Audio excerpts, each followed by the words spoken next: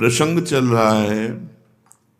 जगत गुरु भगवान श्री कृष्णचंद्र जी ने गीता जी में कहा, मनुष्याणाम सहस्रेषु कश्चिद् यतति सिद्धये यततामपि सिद्धानां कश्चिन्मां वेत्ति तत्वतः। लाखों मनुष्यों में कोई एक ऐसा होता है जो भगवत प्राप्ति के मार्ग में चलने की सोचता है, नहीं तो माया वाटिका का ऐसा मनोरंजन है कि इसी में पूरा जीवन व्यतीत हो जाता है। कामनाओं की बाढ़, चिंता, शोक, भय, इन्हीं में फंसा हुआ नाना प्रकार के दुखों को भोगता हुआ इस दिव्य मानव जीवन को व्यर्थ कर देता है। लाखों में कोई एक धर्मात्मा होता है, सब मनमानी आचरण में चलने वाले होते हैं। उन लाखों धर्मात्माओं में कोई एक भगवत प्राप्ति की बात सोचता है, आत्मबोध हो जाना, भगवान के लिए संपूर्ण जीवन समर्पित करके एक एक श्वास भगवान का नाम जप करना। कोई बिरला। उन चलने वालों में हजारों में कोई एक चल पाता है, तो क्या होता है फिर? वो मनोरंजन में लग जाता है। कंचन, कामिनी, कीर्ति, रुपया पैसा का संग्रह करना, जनेन्द्रीय और रसेंद्रीय के भोगों में तृप्त रहने की भ्रमात्मक संभावना रहना कि मैं खूब अच्छा खा लूं, अच्छा पहन लूं और जनेन्द्रीय जनित सहवास कर लूं, यही मनुष्य जीवन का लाभ है। भगवान तो फिर कभी मिल जाएंगे। और वो भ्रमित होकर रसेंद्रीय और जनेन्द्रीय के भोगों में भटक जाता है। जो साधक कमर कस के ये निश्चय कर लिया है कि इस जन्म में मुझे इंद्रियों की तृप्ति में समय व्यतीत नहीं करना, रसेंद्रिय से स्वादयुक्त भोजन नहीं करना, जनेन्द्रिय से स्त्री सहवास नहीं करना या पुरुष सहवास नहीं करना, इन भ्रमात्मक भोगों को भोगते हुए तो बहुत जन्म व्यतीत हो गए। ये जन्म हम परमात्मा के लिए अर्पित करते हैं। उसकी दिनचर्या क्या होगी? पहला, किसी उच्च कोटि के महापुरुष का आश्रय। पीछे वर्णन हुआ है कि जो किसी महान संप्रदाय से जुड़े हों, जो जितेंद्रिय हों, विषय लोलुप न हो, केवल परमात्म चिंतन में ही जिनका समय जाता हो, भगवान से प्रार्थना करे ऐसे सदगुरुदेव मुझे मिले। सदगुरुदेव की शरण लेकर के फिर पहला उनकी आज्ञा में अपने जीवन को समर्पित करना। जो भगवत मार्ग में चलना चाहते हैं, सदगुरुदेव की शरण, उनकी आज्ञा में जीवन आज्ञा पे ये प्रश्न नहीं होता कि क्या आज्ञा। गुरु आज्ञा में बहुत बड़ी सामर्थ्य है। गुरु ने आज्ञा कर दी। महाभारत में प्रसंग आता है कि वर्षा हो रही, जाओ खेत की मेड़ टूटने न पावे।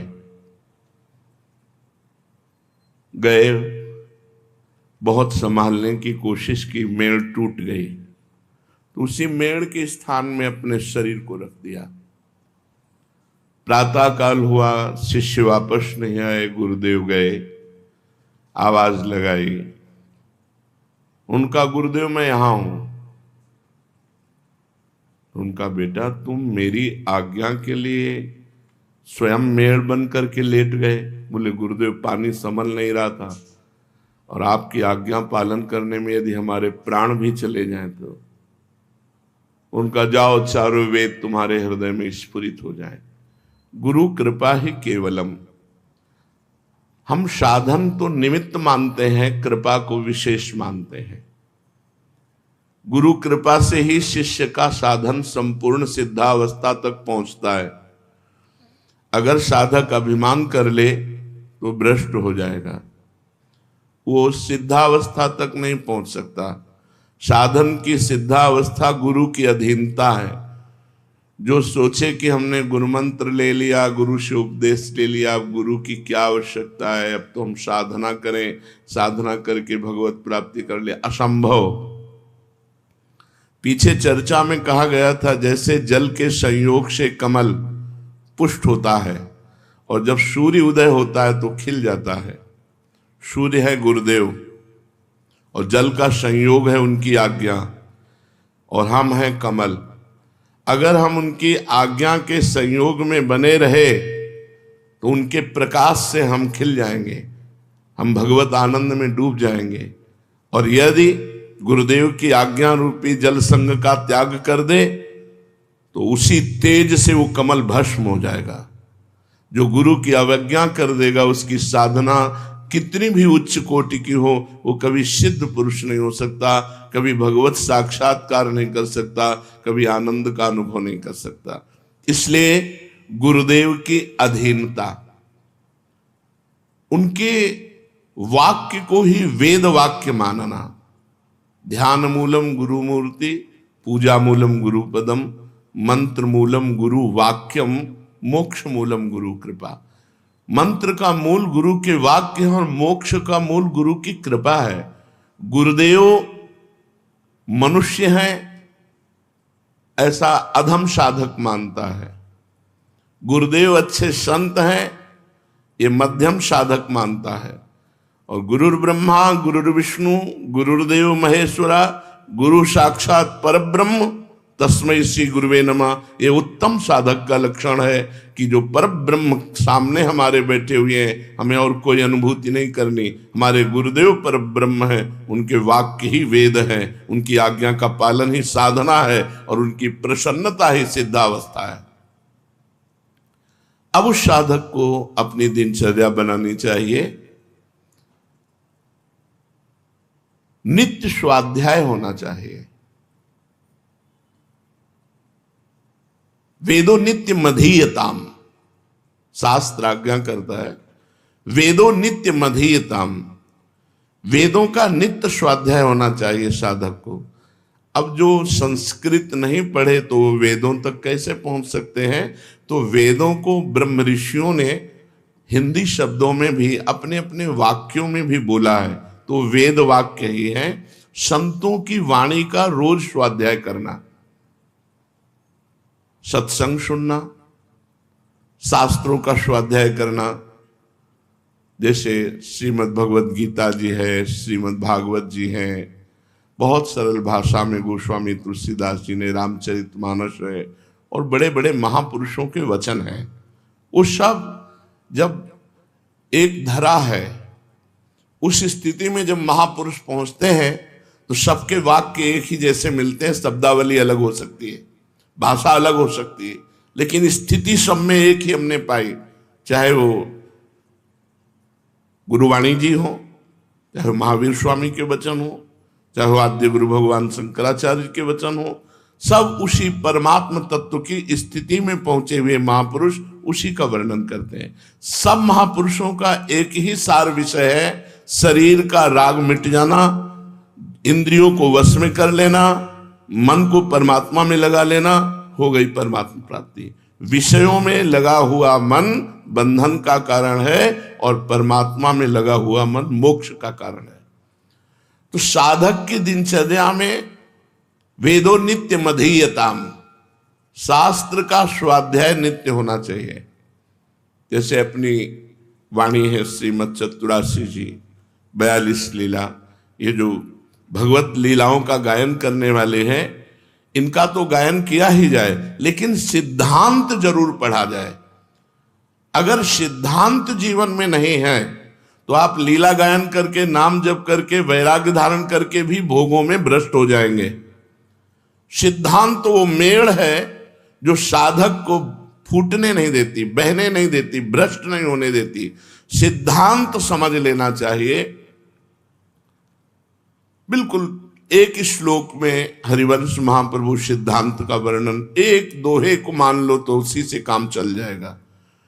एक श्लोक, दूरादपाश्य स्वजनान सुखमर्थ कोटिम सर्वेषु साधन वरेषु चिरम निराशा वर्षंत में सहजाद्भुत सौख्य धाराम श्री राधिका चरण रेणु मामिस्मरामि। पारिवारिक जनों से दूर रहो, सीधे आदेश है। अय वैरागी, अय भगवत तत्व के ज्ञान को प्राप्त करने वाले जिज्ञासु, दूरादपाश्य स्वजनान, जो शरीर संबंधी जन हैं इनसे दूरी बनाओ। यदि गृहस्थ हो तो इनमें भगवत भावना करो, मोह को मिटा दो, और यदि वैरागी हो तो भगवत भावना करके इनसे दूरी बनाओ। दूरादपाश्य स्वजनान। अगर कोई कहे कि फिर मातृ ऋण, पितृ ऋण, ऋषि ऋण, देव ऋण, ये भगवत प्राप्ति होते ही सारे ऋणों से वो जीव मुक्त हो जाता है और उसके माता पिता परिवार सबका कल्याण होता है। इसलिए सबका कल्याण के लिए अपने को निर्मोही बनना होगा। दूरादपाश्य स्वजनान। परमात्मा के सिवा, गुरुदेव की आज्ञा के सिवा, गुरुदेव के सिवा हमारा कोई नहीं। असंगोयम पुरुषा, मैं असंग हूं, मेरा कोई नहीं। पहले दूरादपाश्य स्वजन, ये जो घर परिवार से वैरागी होकर के मिलना, तो पूर्व मोह को, जो अंदर हमारे संस्कार, उनको जागृत करना, तो फिर चिंतन किसका होगा? सरल भाषा में गोस्वामी तुलसीदास जी ने इसी बात को कहा। जननी जनक बंधु सुत दारा, तनु धन धाम सुहृद परिवारा, सबकी ममता ताग बटोरी, मम पद मनहि बांधे बर डोरी। भगवान के सिवा, प्रियाजू के सिवा, ठाकुर जी के सिवा, गुरुदेव के सिवा हमारा कोई नहीं है। वैराग्य का सच्चा लक्षण पहले समझो। दूरादपाश्य स्वजनान, जो स्वजन संबंधी कहने वाले हैं इनसे बिल्कुल दूर, इनका परिचय भुलाना है हमें। क्योंकि हमारा जन्म जन्म से ऐसा राग होता रहा, जहां जन्म हुआ वो माँ, वो पिता, वो परिवार, वो दुलार, वो अपनापन हमारे चित्त को खींचता है। ये जो पारिवारिक मोह है यही दुर्गति का कारण है। यदि गृहस्थ है तो उससे भगवत भावना करके मोह मिटाना होगा कि इन सब में भगवान है, और विरक्त है तो दूरी बना के भगवत भावना करनी होगी। उसको नजदीकी पना नहीं कि सब में भगवान है, हम नहीं, घर नहीं जाना, घर वालों से नहीं मिलना। कभी ऐसे अचानक कोई मिल गया तो प्रणाम नमस्कार, वो भी रूखे मन से, आओ आओ, मिलना, बैठाना, प्यार करना, इससे परमार्थ बिगड़ जाएगा। सिद्ध पुरुषों की बात अलग है। साधक को बिल्कुल इस आज्ञा का पालन करना चाहिए। दूसरा, सुखमर्थ कोटिम, रुपये के द्वारा प्राप्त होने वाले सुखों का त्याग। यदृच्छा लाभ संतुष्टो द्वंद्वातीतो विमत्सरा। भगवान जैसे हमारा भरण पोषण करें, हम भगवान के आश्रित होकर अपना भरण पोषण शरीर का होने दें, रुपये के आश्रित होकर नहीं। अगर विरक्त होकर के रुपये के आश्रित हमारा भरण पोषण होता है या रुपये वालों के आश्रित होता है, परमार्थ नहीं बन रहा। पेट भर लो, वीआईपी व्यवस्था में रह लो, आपका परमार्थ नहीं बन रहा। महलों में राखो चाहे झोपड़ी में वास दो। बैरागी संतों की ये स्थिति रही। कभी महलों में वास कर रहे हैं, कोई महलों में ले गया, कभी फुटपाथ में वास कर रहे हैं, कभी कोई चंदन माला चला रहा है तो कभी कोई जूता भी चला दिया, कोई फर्क नहीं। कभी कोई गाली भी दे दिया, मारपीट भी दिया, तो भी उसका मंगल किया। तुम्हारा मंगल हो, भगवान तुम्हारा कल्याण करें, तुम्हारा मंगल हो। कभी उनसे द्वेष, साधु बहुत बड़ी स्थिति होती है। तो सुखमर्थ कोटिम, रुपये का आश्रय नहीं अंदर से होना चाहिए। आश्रय भगवान का होना चाहिए। तीसरा, शरीर राग, सर्वेषु साधन वरेषु, इसमें शरीर राग छिपा हुआ है। मैं साधना करता हूं, इस साधना के बल से भगवत प्राप्ति करूंगा, इसमें भी अहम ग्रह है। अहम है, अहम होने के कारण वो भगवत प्राप्ति नहीं कर पाएगा। इसलिए साधन तो हम कर रहे हैं, पर गुरु कृपा का आश्रय है, गुरु कृपा से कर रहे हैं, भगवत कृपा से कर रहे हैं। हमारा जो साधन बन रहा है, मुझे इसका बल नहीं है, मुझे गुरु कृपा का बल है, भगवत प्राप्ति का। तीन बातें हरिवंश महाप्रभु ने कही। सबसो ही निष्कामति श्री वृंदावन विश्राम, श्री राधा वल्लभ लाल को हृदय ध्यान मुख नाम। सबसे हमें व्यवहार करना पड़ेगा, मनुष्य जीवन है, मिलेंगे भगत जगत सब, लेकिन सबसे हमें निष्काम मति रखनी है। हमें कोई चाह नहीं करनी किसी व्यक्ति के मिलने से, किसी से प्रेम से व्यवहार करने से मेरे अंदर ये चाह ना पैदा हो जाए कि ये व्यक्ति हमें कुछ दे या देगा।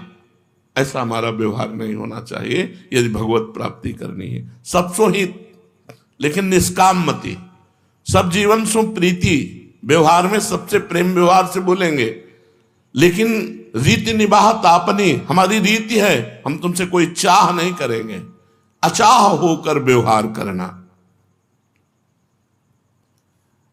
और विरक्तों को अब चाहिए, समय बड़ा परिवर्तित होता जा रहा है। अभी 4-5 दिन पहले हमें एक क्लिप दिखाई गई, जैन मुनि राजस्थान में किसी गांव के बाहर परम विरक्त भाव से जो भ्रमण करते हैं, उनको बहुत मारा, 6 लोगों ने मिलकर मारा सरिया डंडों से। ऐसे बड़ा हृदय व्यथित हुआ कि आज साधु अपनी साधुता की रक्षा के लिए भ्रमण भी नहीं कर सकता। भ्रमण करे तो कहीं कोई बच्चा चोर कह के, या कहीं कोई ऐसे इस तरह का राक्षसी भाव बढ़ रहा है। तो आदेश किया, परम पवित्र तीर्थों में, धामों में वास करो, श्री वृंदावन विश्राम, भगवान के धाम जहां गुरु की सिद्ध पीठ है। पर जो वीर पुरुष होते हैं वो डरते नहीं है। प्रारब्ध भोग है शरीर का, चलो पीट लो, लेकिन वो अपनी मर्यादा में कभी विचलित नहीं होते, वो तो भ्रमण ही करते हैं। पर समय बहुत गलत आता चला जा रहा है, लोगों की आसुरी बुद्धि बढ़ रही। बोलो विरक्त संत, उनमें तुम्हें क्या भय की आशंका है?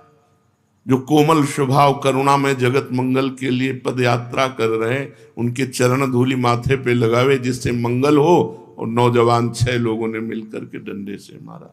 एक बार कहीं मार ही डाला था, पाल घर में तो मार ही डाला था संतों को। तो इसलिए कह रहे श्री वृंदावन विश्राम, भगवत धामों में, गुरु की सिद्ध पीठों में विश्राम करे, क्योंकि जगत का बड़ा विकराल स्वरूप होता चला जा रहा है। लोग पशुता को, ऐसे संतों के अपराध से कुल परंपरा नष्ट हो जाती। साधु अवज्ञा तुरंत भवानी कर कल्याण अखिल के हानि। जो विरक्त संत हैं उनके प्रति केवल रोष दृष्टि से देख लेने मात्र से अनेक जन्मों के पुण्य नष्ट हो जाते हैं। फिर उन पर प्रहार कर देने से तो सर्वनाश हो जाएगा। उनको न लोक के रहेंगे, न परलोक के, न उनके बाप बाबा रहेंगे। पितरों तक का नाश हो जाता, पतन हो जाता है। अगर एक कुल में भगवत भक्त जन्मे तो उनके पितरों की तृप्ति हो जाती है, उद्धार हो जाता है। अगर एक दुष्ट जन्मे तो पितरों तक का पतन हो जाता है। सब सुहित, सबसे प्यार करो, निष्काम भाव से रहो, भगवत धामों का सेवन करो, निरंतर भगवान नाम जप करते हुए अपने इष्ट का ध्यान करो। ये हुआ चलना, अभी पहुंचना नहीं हुआ। भगवान कह रहे हैं मनुष्याणाम शास्त्रेषु कश्चिद् यतति सिद्धये।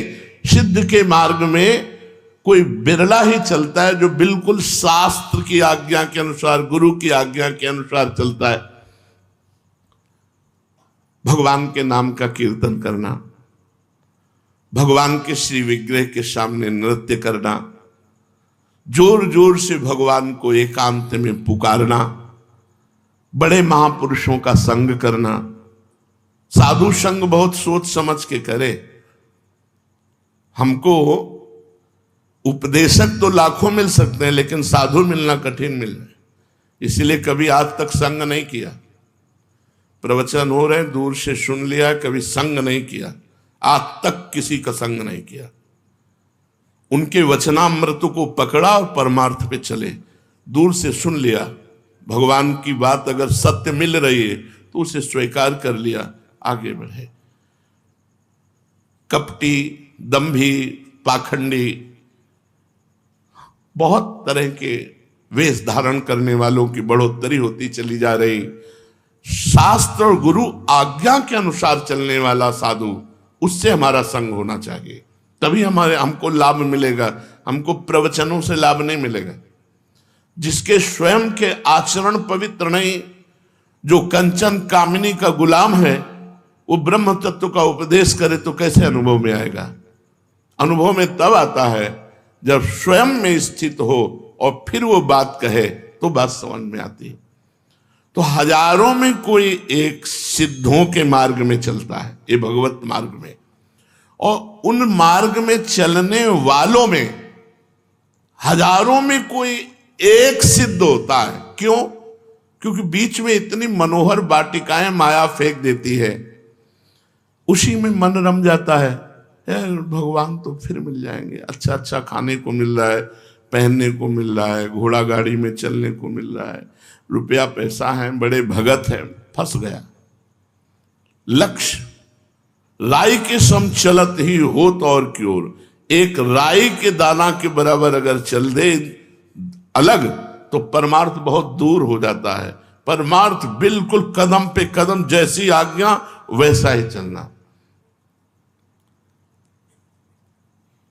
कुछ संत जन आए थे, हमने कहा हमारी इच्छा है वस्त्र ले लीजिए। उन्होंने कहा आपकी कृपा ही काफी है, वस्त्र पहने हैं, हमें जरूरत नहीं। अच्छा लगा, हमें जरूरत नहीं, आपकी कृपा ही हमें, आपके दर्शन हुए, संभाषण हुआ, अच्छा लगा, सही चल रहे हो।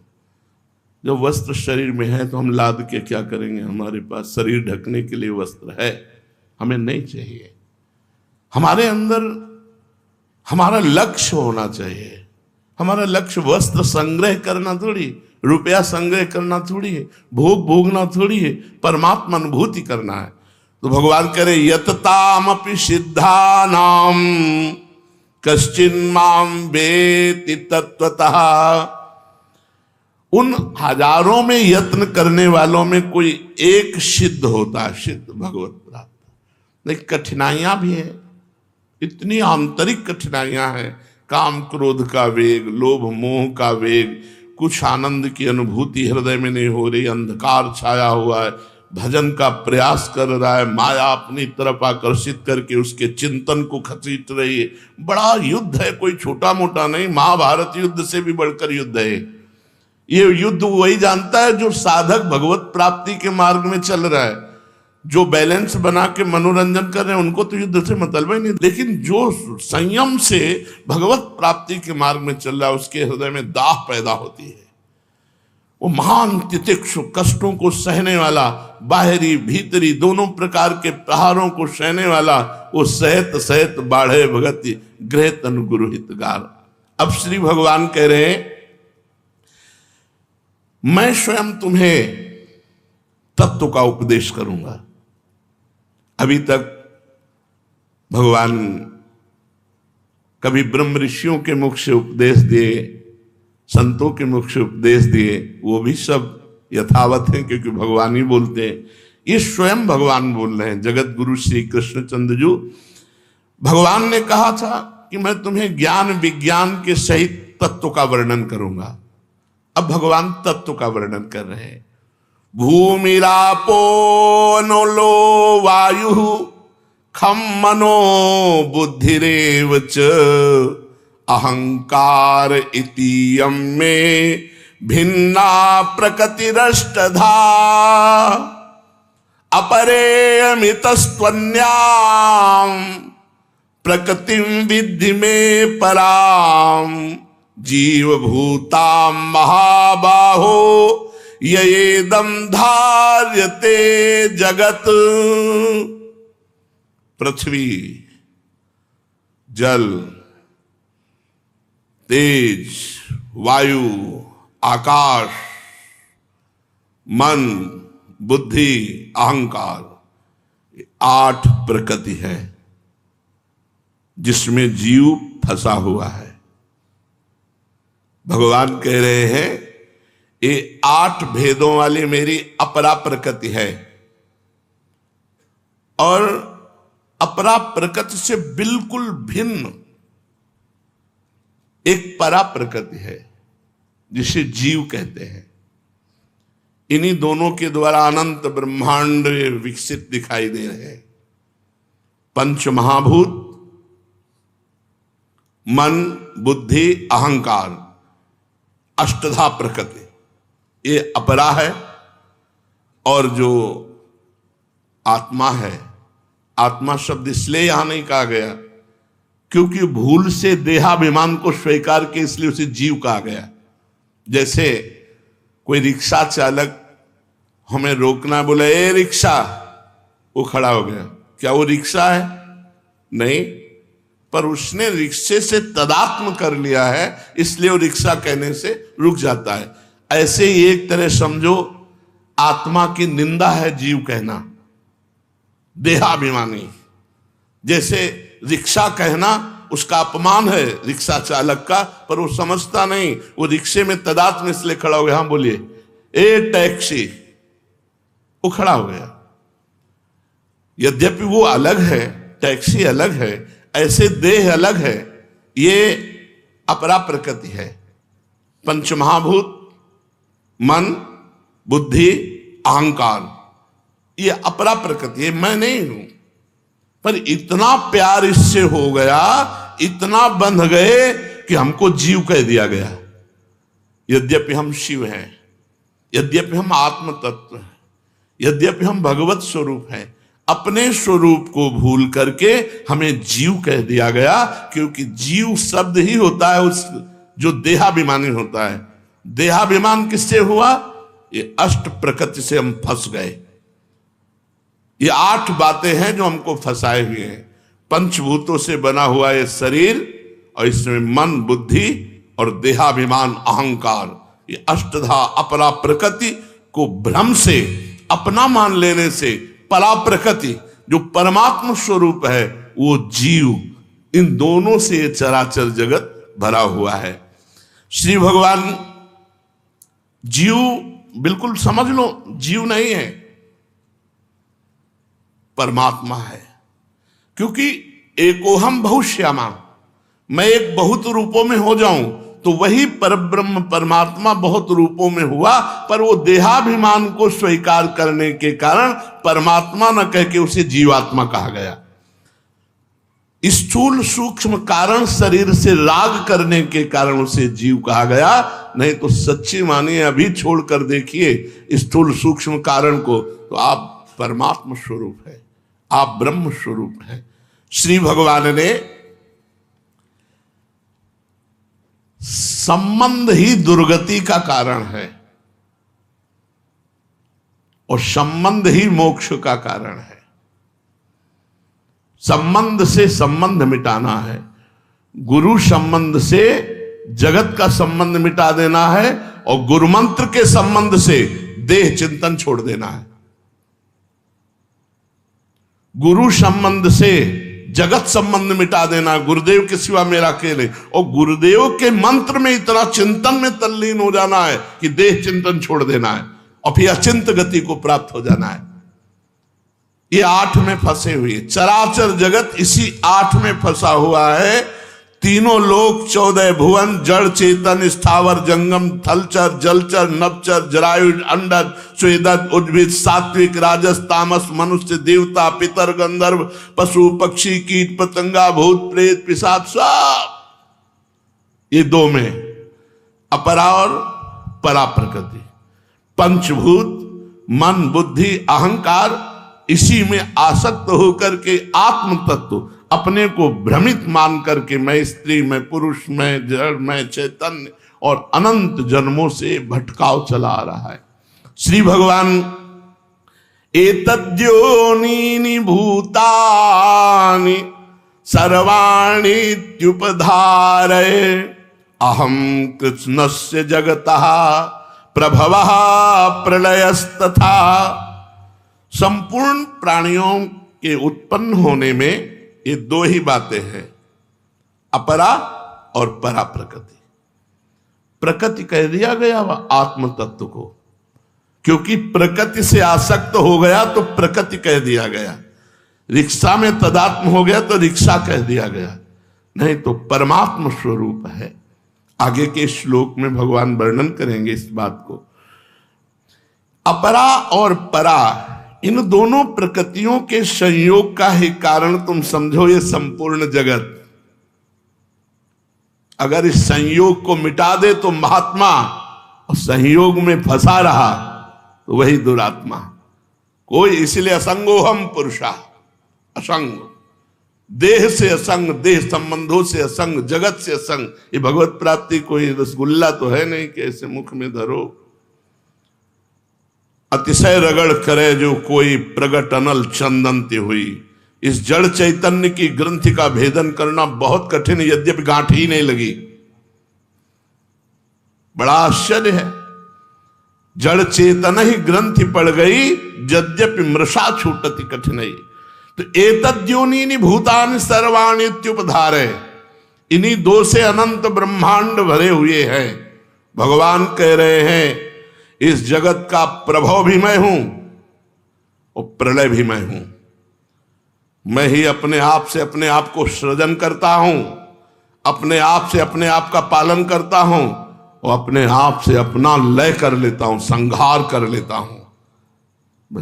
ये जो जान गया वो मस्त रहता है, हर स्थिति में मस्त रहता है।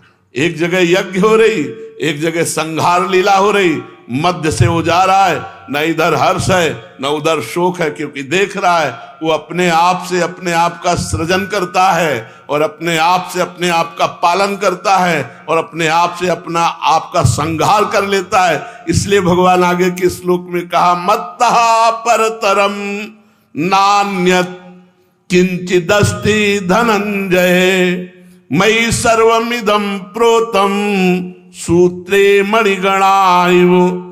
हे धनंजय, मत्तः परतरम नान्यत् किंचिदस्ति, मेरे सिवाय किंचिन मात्र कुछ नहीं है, सब परमात्मा ही परमात्मा है। हमें तुम्हें क्यों नहीं दिखाई दे रहा? क्योंकि हम परमात्मा को नहीं, अष्टधा प्रकृति को अपना मान लिया, उसी में फंस गए। जो पंच महाभूत मन बुद्धि अहंकार, इसमें हम तन्मय हो गए। इसलिए हमें परमात्मा तत्व का बोध ना होने के कारण हमको स्त्री दिखाई देता है, पुरुष दिखाई देता है, दुरात्मा दिखाई देता है, महात्मा दिखाई देता है, छोटा बड़ा अच्छा बुरा। भगवान ये वर्णन कर रहे हैं कि इसी में फंस गया। अगर गुरु कृपा से अष्टधा प्रकृति से मुक्त हो जाए तो उसे अनुभव में होगा, मत्तः परतरम नान्यत् किंचिदस्ति धनंजय, मेरे सिवाय दूसरा कोई भी किंचिन मात्र कहीं कुछ नहीं है। कारण, क्योंकि मैं इस जगत का कारण भी हूं, कार्य, इस जगत का कार्य भी मैं हूं, कारण भी मैं हूं, बनने वाला भी मैं हूं और बनाने वाला भी मैं हूं, और मिटने वाला भी मैं हूं और मिटाने वाला भी मैं हूं, सजने वाला भी मैं हूं और सजाने वाला भी मैं हूं। फिर परेशानी क्या है? परेशानी यह है, ये पंचभूतों के रचित बवंडर में फंस गए, इस देह में फंस गए, मैं तू में फंस गए, मेरा तेरा में फंस गए। बस यही मिटाने के लिए मानव देह मिला है। श्री भगवान कह रहे हैं, जैसे सूत का माला, तो सूत का धागा भी और सूत की मणियां भी, ऐसे चराचर जगत है। अष्टधा प्रकृति भी मैं ही बना हूं और परा प्रकृति भी मैं हूं, मेरे सिवा कोई नहीं है। सबका मूल कारण भी मैं हूं और सबकी क्रिया भी मैं हूं। बोलो क्या परेशानी? वही परमात्मा सतोगुण रजोगुण तमोगुण, वही परमात्मा सतोगुण रजोगुण तमोगुण की क्रियाएं। और इसीलिए जो संत जन होते हैं वो निरपेक्ष होते हैं। जहां कहीं हाहाकार मचा है वहां भी वो आनंद में होते हैं, और जहां कहीं जय जयकार मचा वहां भी आनंद में होते। उनके आनंद में कोई फर्क नहीं होता, क्योंकि आनंद सिंधु की लीला हो रही, इसलिए उन्हें कोई फर्क नहीं होता। तो अपने को इतना ज्ञान नहीं है कि सब भगवान ही हैं, तो हम इतना तो आज से शुरू ही कर दें कि सुना है सब में भगवान है, सब रूपों में भगवान है, इसलिए हम किसी से लड़ाई झगड़ा नहीं करेंगे, किसी से द्वेष नहीं करेंगे। दूसरा कोई हमें गाली देगा तो मेरा ही भगवान है, इसलिए हम पलट कर गाली नहीं देंगे। कोई हमें मारेगा तो हम पलट कर उसे मारेंगे नहीं। हम इतनी साधना तो शुरू कर दें, हम किसी से द्वेष न करें, विमत्सराः, किसी से द्वेष न करें, किसी से लड़ाई झगड़ा न करें, सब में मेरा भगवान है। जब तक ये प्रश्न का समाधान नहीं होगा तब तक मोक्ष नहीं मिलेगा। एक भी सृष्टि में कोई बकाया न रह जाए जिसे आप परमात्मा से अलग माने, वही तुम्हारे बंधन का कारण होगा।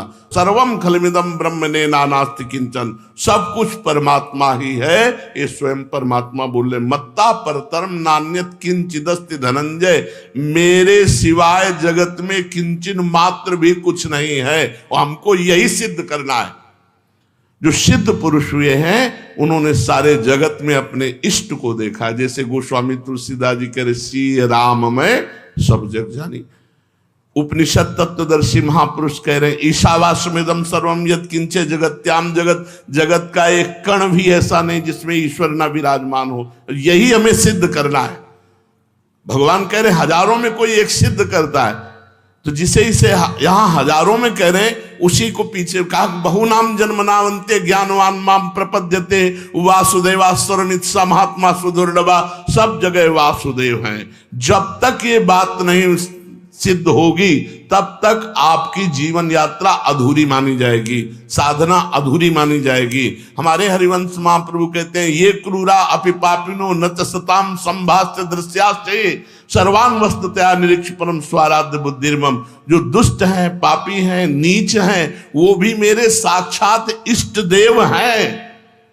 ये कोई ना समझे कि ये ज्ञान मार्ग की बात है। बिना इस प्रश्न का समाधान किए, सर्वत्र भगवत बुद्धि किए, कोई भी मोक्ष पदवी को प्राप्त नहीं हो सकता, कोई भी भगवत प्राप्त नहीं हो सकता, कोई सिद्ध नहीं हो सकता। इसलिए हम प्रयत्न करें, अष्टधा प्रकट से अपने संबंध को हटाकर भगवान में, गुरुदेव में लगाएं और निरंतर गुरु मंत्र का चिंतन करें। इसी से हमारा सारा काम बन जाएगा। शेष चर्चा आगे। श्री राधा वल्लभ लाल की।